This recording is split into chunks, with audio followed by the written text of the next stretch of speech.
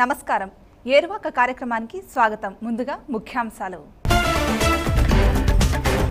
శ్రీవారి సాగులో ముందుకు సాగుతున్న రైతులు, అధిక దిగుబడి సాధిస్తున్న చిత్తూరు వ్యవసాయదారులు. అనంతపురం జిల్లాలో బిందు తుంపర్ల సేద్యం, సూక్ష్మనీటి పారుదలతో సాధిస్తున్న విజయం. కలపటేకు సాగులో పాటించవలసిన పద్ధతులు, మెలకువలు పాటిస్తే రైతు ఇంట సిరులు. 1980 మెడగాస్కర్లో పుట్టిన శ్రీవారి సాగు పద్ధతి మన దేశాన్ని ఎంతగానో ఆకట్టుకుంది. తక్కువ నీటి వసతి ఉన్న ఎంతో మంది రైతులు శ్రీవారి సాగు బాట పట్టారు. ఈ పద్ధతిలో తక్కువ పెట్టుబడితో అధిక దిగుబడులు పొందవచ్చు. చిత్తూరు జిల్లాలోని ఓ రైతు శ్రీవారి సాగుతో అద్భుతాలు సృష్టిస్తున్నాడు. ఆయన సాధించిన ఫలితాలేమిటో చూద్దాం.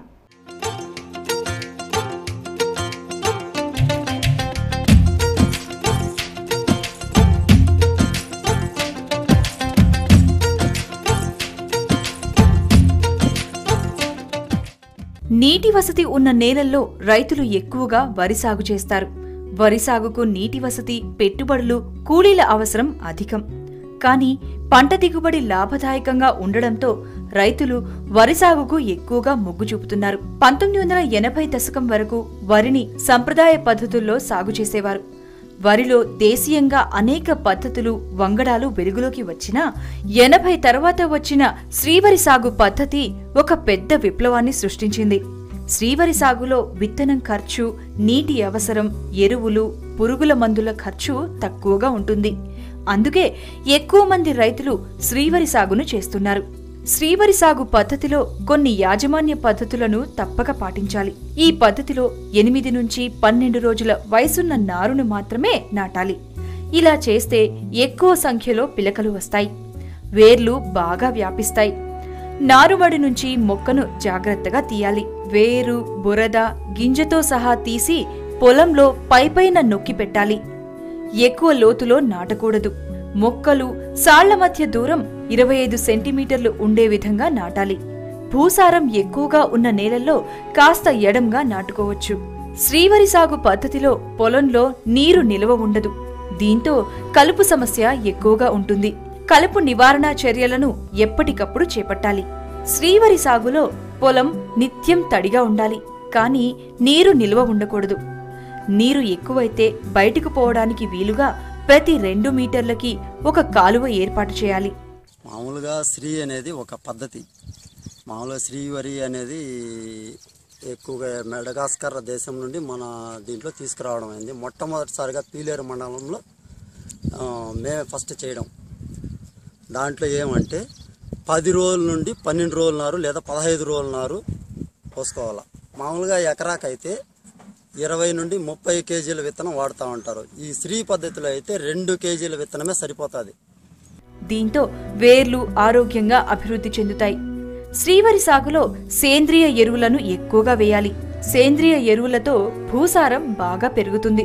ఆంధ్ర, తెలంగాణ రాష్ట్రాల్లో శ్రీవరి సాగు పద్ధతిలో చాలా మంది రైతులు సాగు చేస్తున్నారు. సాధారణ పద్ధతిలో వరిని సాగు చేస్తే ఎకరాకు 20 కిలోల విత్తనం అవసరం. అదే శ్రీవరి సాగు పద్ధతిలో ఎకరాకు 2 కిలోల విత్తనం సరిపోతుంది. సరైన యాజమాన్య పద్ధతులతో తక్కువ నీరు, ఖర్చుతో శ్రీవరి సాగు చేయొచ్చు. శ్రీవరి సాగుతో అధిక దిగుబడులను పొందవచ్చని చిత్తూరు జిల్లా రైతులు నిరూపిస్తున్నారు. చిత్తూరు జిల్లా పీలేరు మండలం మురవవాడిపల్లెకు చెందిన ఏ చంద్రశేఖర్ శ్రీవరి సాగుతో మంచి ఫలితాలు సాధిస్తున్నాడు. 5 సంవత్సరాలుగా చంద్రశేఖర్ శ్రీవరి పద్ధతిలో వరిని సాగు చేస్తూ రైతులందరికీ ఆదర్శంగా నిలుస్తున్నాడు. ఈ పద్ధతిలో భూసారాన్ని పెంచుతూ పైరుకు కావలసిన పోషకాలను అందిస్తున్నాడు. శ్రీవరి సాగు పద్ధతి పాటించితే భూమిలో పంటకు అవసరమైన సూక్ష్మక్రిములను బాగా వృద్ధి చెందుతాయి. ఈ సూక్ష్మజీవులు పైరుకు కావలసిన పోషక పదార్థాలను అందిస్తాయి. అందుకే శ్రీవరి పద్ధతి రైతుకు సుస్థిరమైన దిగుబడిని ఇస్తుంది. సాధారణ పద్ధతిలో సాగు చేసే వరికి పట్టే నీటిలో 3వ వంతు నీరు శ్రీవరి సాగు పద్ధతికి సరిపోతుంది. శ్రీవరి సాగులో మొక్కల వేర్లు విస్తారంగా వ్యాప్తి చెందుతాయి. భూమి లోపలికి చొచ్చుకుపోతాయి. భూమి లోపల ఉండే పోషకాలను తీసుకుని మొక్క ఏపుగా పెరుగుతుంది. ఒక్కో మొక్కకు 50 నుంచి 100 పిలకలు వస్తాయి. పిలకలన్నీ ఒకేసారి పొట్టదశకు వచ్చి పెద్ద పెద్ద కంకులను వేస్తాయి. ఒక్కో కంకిలో 400 వరకు గింజలుంటాయి. ఈ గింజలు బాగా పాలు పోసుకుని దృఢంగా పెరుగుతాయి. సంప్రదాయ పద్ధతి కన్నా శ్రీవరి సాగు పద్ధతిలో 20 నుంచి 30% ఎక్కువ దిగుబడి వస్తుంది.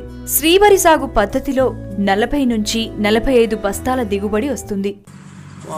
పిలక వ్యవస్థ బాగుంటుంది. దీనికి వచ్చి ఎరువుల యాజమాన్యం కూడా మనం దిబ్బ ఎరువులే ఎక్కువగా వాడుకోవాలి. రసాయన ఎరువులు మళ్ళీ రసాయన మందులు అట్లంతా కాకుండా 15 సెంటీమీటర్లు ప్రతి మొక్కకి 10 ఇంచీలు పెట్టుకునేసి నాటుకుంటాం. మనం నాటుకునేసి కోనోవేటర్ 15 రోజుల తర్వాత కోనోవేటర్ కలుపు వ్యవస్థ కోసం కోనోవేటర్ తోసుకుంటాం. కోనోవేటర్ తోసేదాని వల్ల 15 రోజులకు ఒకసారి తోసేదాని వల్ల పిలక వ్యవస్థ బాగా వచ్చి కలుపు మొక్కలు లేకుండా పోయి దిగుబడి కూడా ఎక్కువ వచ్చేది ఉంది. అదేవిధంగా కూలీలు ఏమంటే మనం మామూలుగా ఎకరా నాటాలంటే దాదాపు 30 మంది 25 మంది అవుతారు. అదేవిధంగా ఇది 6 మందితో మనం ఎకరా నాటుకోవచ్చు. ఈ పద్ధతిలో సాగు చేసిన వరిలో కలుపు ఎక్కువగా ఉంటుంది. 10 రోజులకోసారి రోటరీ కోనవీడర్లతో నేలను కదిలించాలి. ఇలా చేస్తే కలుపు మొక్కలు నేలలో కలిసిపోతాయి. పంట కాలంలో 2 నుంచి 3 సార్లు ఈ విధంగా చేయాలి. దీనివల్ల పంట దిగుబడి అధికంగా వస్తుంది. శ్రీవరి సాగు పద్ధతిలో సాగు చేయాలనుకున్న రైతులు నీటి యాజమాన్యంలో చాలా జాగ్రత్తగా వ్యవహరించాలి. కలుపుని ఎప్పటికప్పుడు తీసివేయాలి. సేంద్రియ ఎరువులను ఎక్కువగా ఉపయోగించాలి. అప్పుడు మనం ఆశించిన దిగుబడి దక్కుతుంది.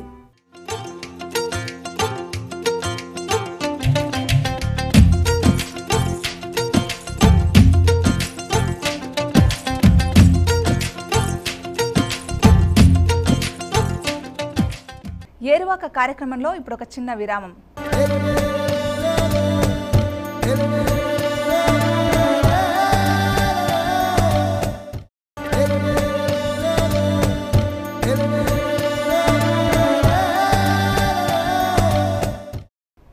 ఏరువాక కార్యక్రమానికి తిరిగి స్వాగతం.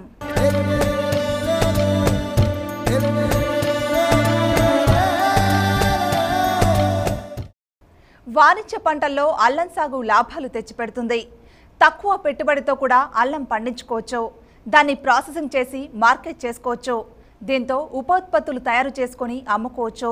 రైతులు తక్కువ పెట్టుబడితో ఎక్కువ దిగుబడి సాధించి మంచి ఆదాయం పొందడం ఎలాగో తెలుసుకుందాం.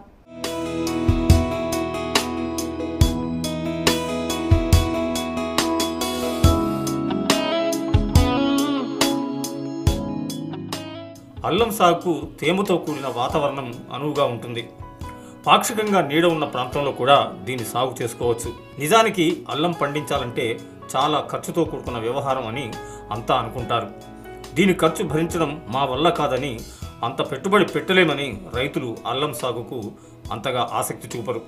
కానీ వాణిజ్య పంటగా అల్లాన్ని తక్కువ పెట్టుబడితో సాగు చేసుకోవచ్చు.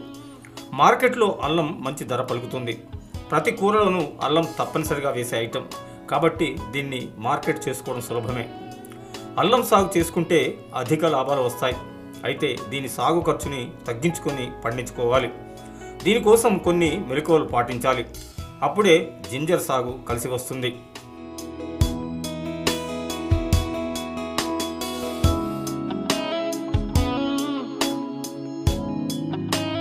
అల్లం సాగు చేసుకునే రైతులు కొన్ని పద్ధతులు పాటించాలి. సేంద్రియ పద్ధతిలో అల్లం సాగు చేసుకుంటే ఆర్థికంగా భారం పడదు. అంతేకాకుండా మార్కెట్లో మంచి ధరకు అమ్ముకోవచ్చు. అదే సమయంలో పంట సాగు చేసే నేలలో భూసారాన్ని కూడా కాపాడుకోవచ్చు.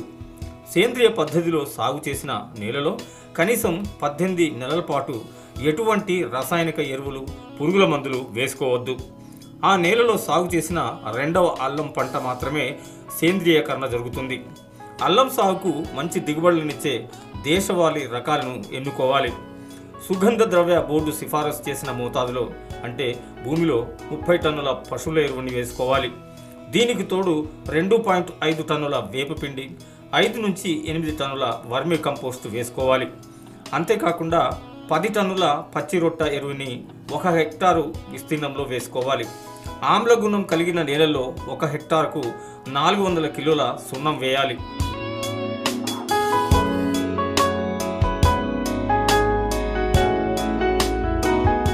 అల్లం సాగుకి 100 కేజీల పశువుల పేడ, 10 కేజీల వేపపిండిలో కిలో ట్రైకోడర్మా విరిడిని 15 రోజుల పాటు తేలికగా తడపాలి.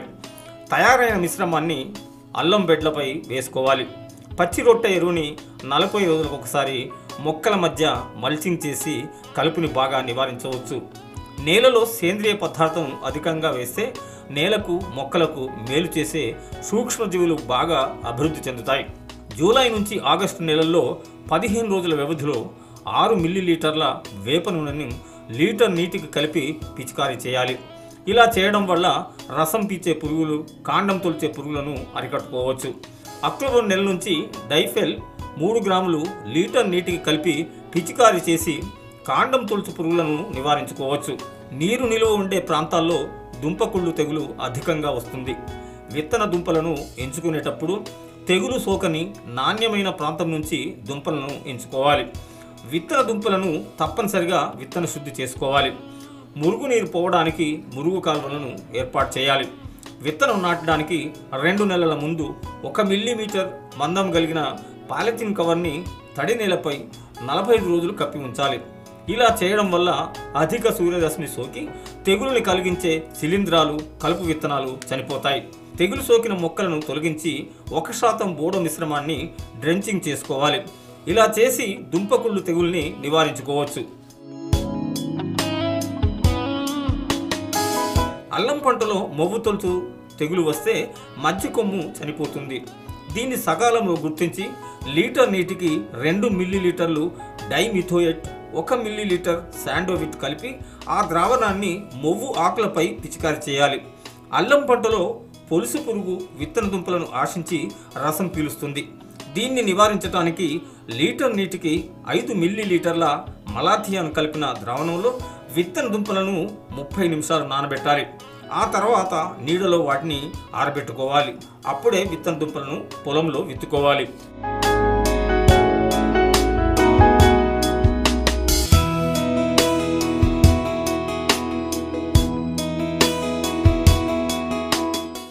అనంతపురం అందమైన జిల్లా. ఆంధ్రప్రదేశ్ రాష్ట్రంలో అతిపెద్ద జిల్లా. విజయనగర రాజులు పరిపాలించిన ప్రాంతం. శ్రమతో ఎడారిని సాగునేలగా మలుస్తున్న నేల. కరువు జిల్లాగా పేరుపడ్డ అనంతపురంలో ఉన్న కొద్దిపాటి నీటితో సాగులో ముందుకు సాగుతున్నారు. బీడువారిన నేలలోని అమృతాన్ని కాస్త ఆస్వాదిద్దాం పదండి.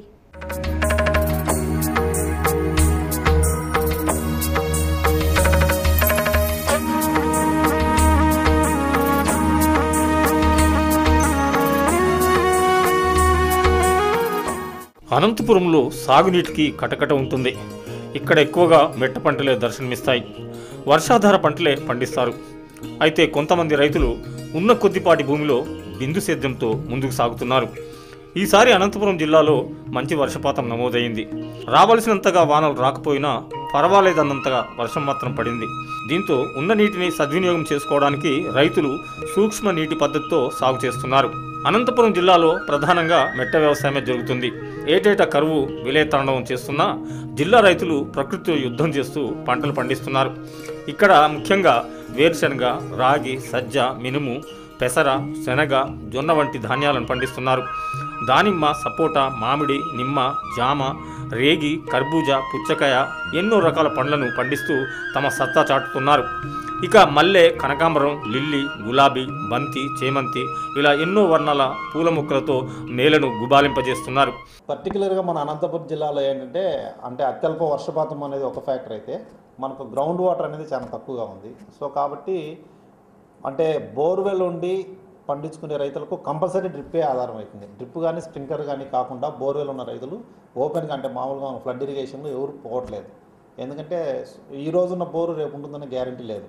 సో కాబట్టి తగ్గిపోతున్నాయి. కాబట్టి ఉన్న వాటర్ని ఎఫెక్టివ్గా యూటిలైజ్ చేసుకొని మంచి మంచి పంటలు పండించాలంటే కంపల్సరీ డ్రిప్ స్ప్రింక్లర్ పైన ఎక్కువ ఉంది. ఇన్ని పంటల పేర్లు వింటుంటే ఆశ్చర్యం కలుగుతుంది. అవును, అనంత రైతులు తమ ప్రాంతంలోని కరువుకు కుమిలిపోలేదు. కరువు నేలపై కురిసే ఒక్కో చుక్కను ఒడిసి పట్టుకుంటున్నారు. అనేక పంటలతో నేలకు ఆకుపచ్చ రంగును పులుముతున్నారు. అనంతపురం జిల్లాలో 1000 అడుగుల లోతుకు బోరు వేసిన చుక్క నీరుండదు. ఎలాంటి సాగునీటి వసతులు లేవు.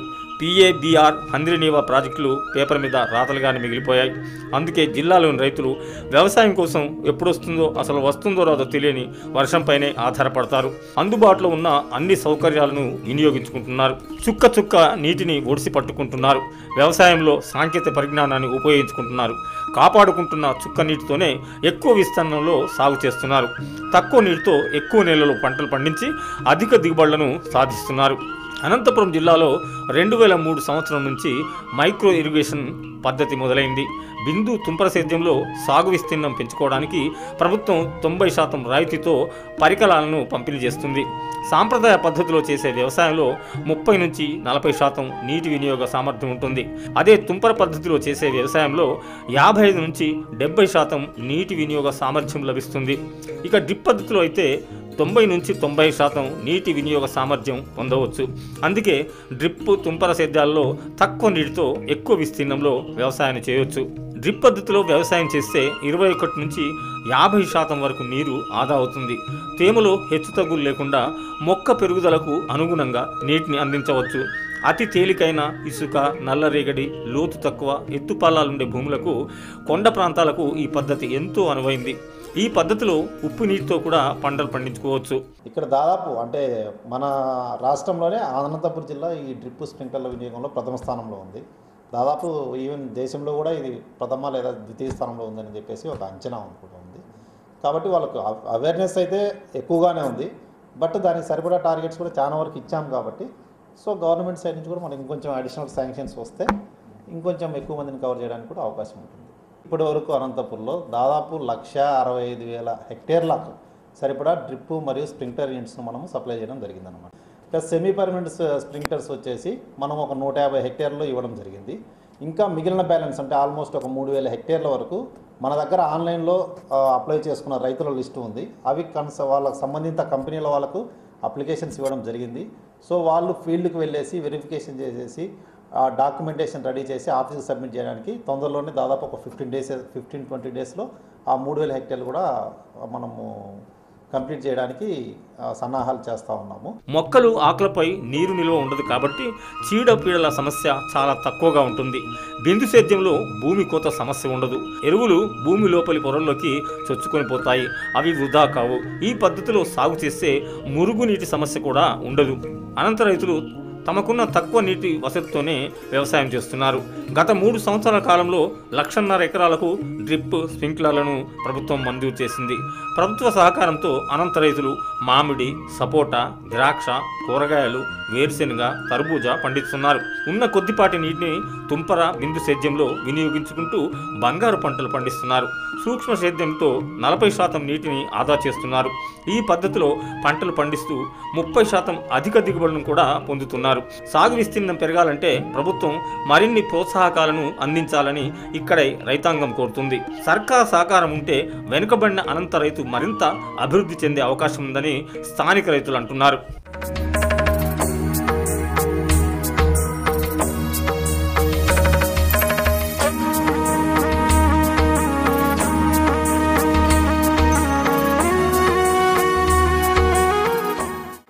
ఏరువాక కార్యక్రమంలో మరో చిన్న విరామం.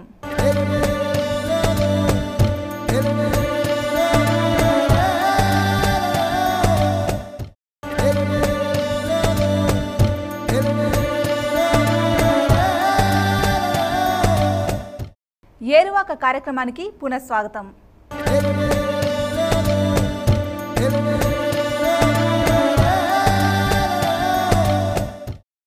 టేకు మన నిత్య జీవితంలో ఎంతో పెనవేసుకుపోయిన కలప పంట. దీన్ని వాణిజ్యపరంగా సాగు చేసుకుంటే మంచి లాభాలు దక్కుతాయి. ఇది కలపగా ఉపయోగపడుతుంది. దీంతో చేసిన ఫర్నిచర్ అందంగానే కాకుండా దశాబ్దాల తరబడి చెక్కు చెదరకుండా ఉంటుంది. అందుకే దీనికి మార్కెట్లో ఎప్పుడూ డిమాండ్ ఉంటుంది. చక్కని యాజమాన్య పద్ధతుల్లో సాగు చేసుకుంటే టేకు మన ఇంట సిరులు కురిపిస్తుంది.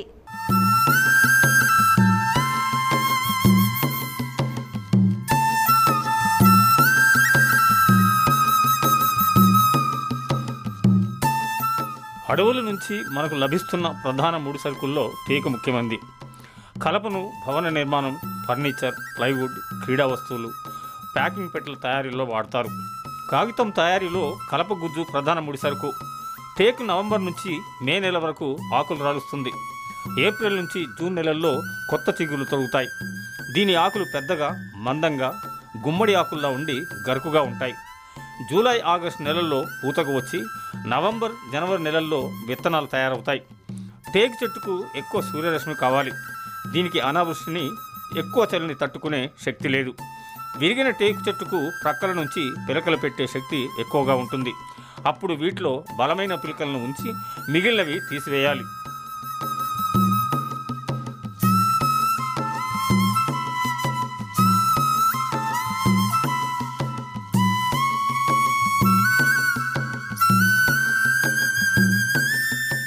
టేకు చెట్లు ఎక్కువగా ఉష్ణ, సమశీతోష్ణ మండలాల్లో పెరుగుతాయి. దీన్ని సముద్ర మట్టం నుంచి 1100 మీటర్ల ఎత్తు వరకు పెంచుకోవచ్చు. తెలంగాణ, ఆంధ్రప్రదేశ్ రాష్ట్రాల్లో ఎక్కడైనా టేకును పెంచుకోవచ్చు. దీని సాగుకు ఎర్ర నేలలు, ఒండ్రు నేలలు అనువుగా ఉంటాయి. మెట్ట భూముల్లో చేల గట్ల మీద, కంచెల చుట్టూ టేకును పెంచుకోవచ్చు. నీటి ముంపు ఉన్న ప్రాంతాల్లో వీటిని సాగు చేయలేం. టేకును విత్తనాలు లేదా పిలకల ద్వారా సహజ పునరుత్పత్తి చేయవచ్చు. 2 కనుపుల కాండం, 7 నుంచి 8 అంగుళాల వేర్లు లేదా టిష్యూ కల్చర్ మొక్కలతో కృత్రిమ పునరుత్పత్తి చేయవచ్చు. టేకు సాగుకు పక్వానికి వచ్చిన పండ్ల నుంచి విత్తనాలను సేకరించుకోవాలి. నేలపై రాలిన విత్తనాలను పోగు చేసి శుభ్రం చేయాలి.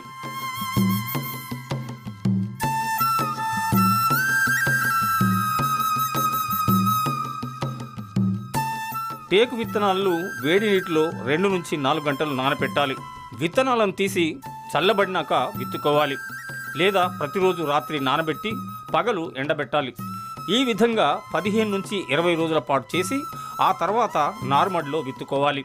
అంతేకాకుండా విత్తనాలను ఒక గోనె సంచిలో పోసి గుంతలో పూడ్చి 10 రోజుల వరకు రోజు నీరు పోయాలి.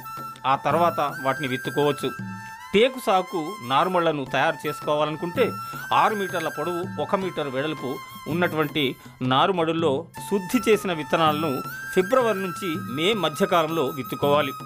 మొలిచిన మొక్కలను సంవత్సరం పాటు పెరగనీయాలి. మొక్కలను పీకి స్టంపులను తయారు చేసుకోవాలి. వేరు భాగాల్లోని ప్రక్క వేర్లను పదునైన కత్తితో కత్తిరించుకోవాలి. స్టంపులను జూలై ఆగస్టు నెలల్లో 3 x 1.3 మీటర్ల దూరంలో వాలుకు అడ్డంగా నాటాలి. ఎకరాకు సుమారు 1000 మొక్కలు నాటుకోవచ్చు.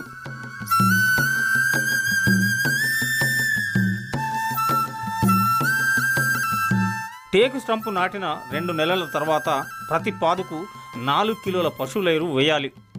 మొక్కలు నాటే గుంతల్లో 4 కిలోల పశువుల ఎరువుతో పాటు 50 గ్రాముల 3% లిండెన్ పొడిని వేసి నాటుకోవాలి. మొక్కలు నాటిన మొదటి సంవత్సరం 150 గ్రాముల డిఏపిని 2 దఫాలుగా జూలై, డిసెంబర్ నెలల్లో వేసుకోవాల్సి ఉంటుంది. రెండవ సంవత్సరం 300 గ్రాముల డిఏపిని 2 దఫాలుగా జూలై, డిసెంబర్ నెలల్లో వేసుకోవాలి. ఇక మొక్క నాటిన 3వ సంవత్సరం 400 గ్రాముల డిఏపిని ఒకే మోతాదులో జూలై నెలలోనే వేయాలి. స్టంపులు నాటిన 4 రోజులు రోజు విడిచి రోజు నీరు పెట్టాలి. ఆ తర్వాత 15 నుంచి 20 రోజులకు ఒకసారి నీరు పెట్టుకోవాలి. ఈ విధంగా 3 సంవత్సరాలు నీరు ఇవ్వాల్సి ఉంటుంది. డ్రిప్ పద్ధతిలో కూడా దీనికి నీరు పెట్టుకోవచ్చు.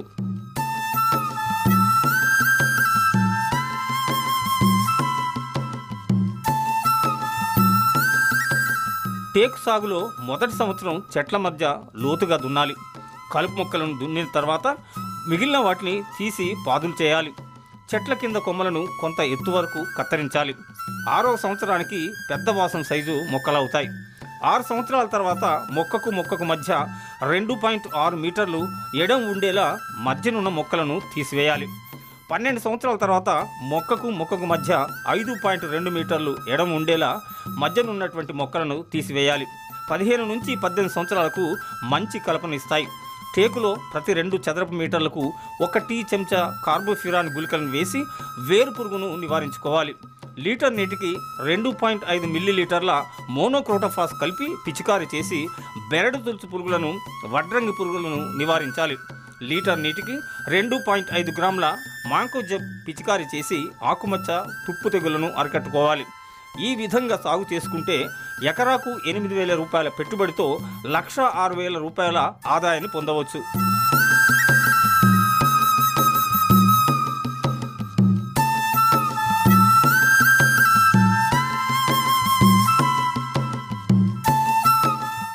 ఇది నాటి ఏరువాక కార్యక్రమం. మరిన్ని విశేషాలతో రేపు కలుద్దాం. సెలవు.